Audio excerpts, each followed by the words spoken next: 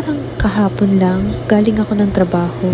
Uwi, mabilis na shower, kuha ng bag, diretso ng bus station. Isang habal-habal na sakay, 4 na oras ng paghihintay para sa boarding papuntang Iloilo. Halos 48 hours na walang tulog at boom! Andito na nga ako sa Karibo, Aklan. Dinner ko, lugaw. Simple pero grabe. Iba ang sarap kapag pagod ka na. Parang reward siya after survival mood. Nahanap ko lang ang hotel na to sa Google Maps kasi malapit sa Aklan Provincial Capital, practical na lokochero mood.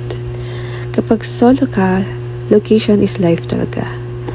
Pero pagdating ko, ay wow! Hindi siya yung pwede na. Lampas talaga sa expectations ko.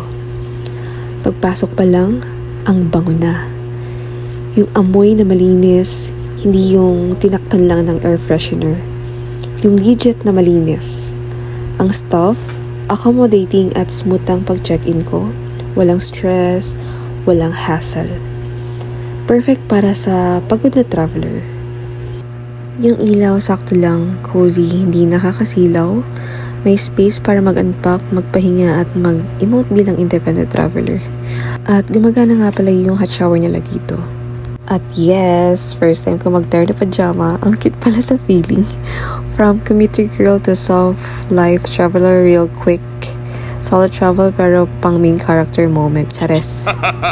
Ayun nga, kinabukasan, fresh na fresh akong bumisita sa Capitol. At sumakay ng tricycle. Ang saya-saya talaga ng slow morning sa bagong probinsya. Ibang-iba yung pakiramdam na gumising ka sa lugar na hindi mo pa kabisado. Yan, mula nga sa pag-lock out ko sa trabaho hanggang sa paggising sa Karibo. Minsan, isang bag, isang booking, at isang matapang na desisyon lang ang kailangan.